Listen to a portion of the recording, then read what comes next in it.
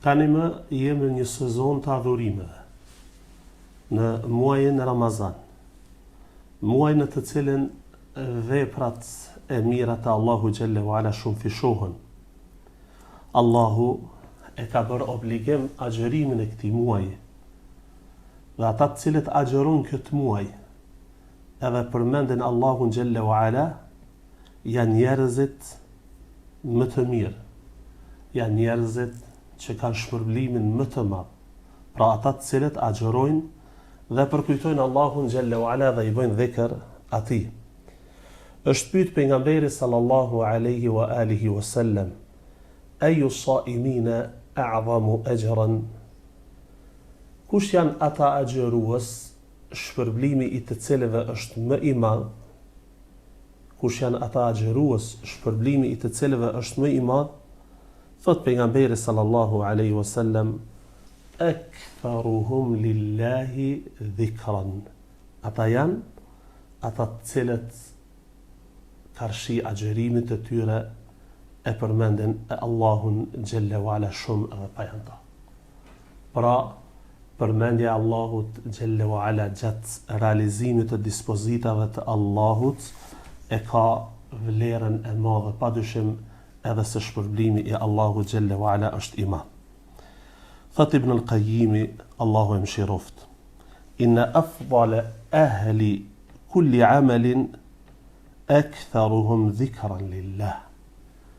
Në çdo punë, njerëzit më të mirë, do të thonë realizimin e çdo pune që Allahu xhallahu ala e don, njerëzit më të mirë janë ata të cilët e përmendin Allahun xhallahu ala shumë.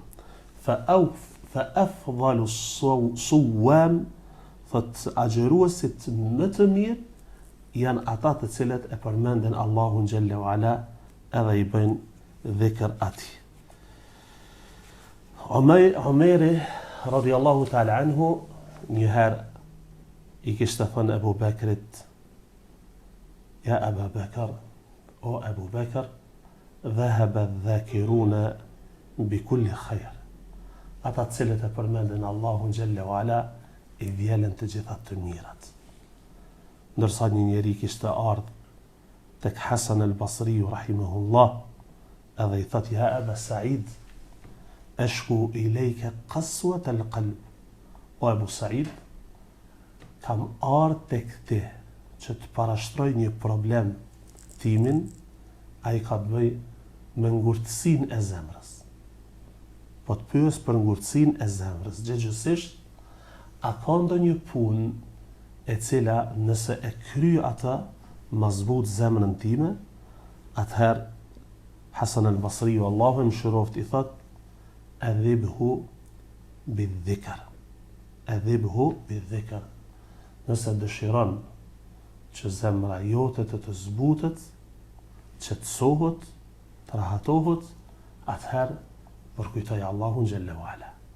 E Allahu këtë gjë e ka premtuar në Kur'an ku thot, ala bi dhikrillahi tatma'innul qulub.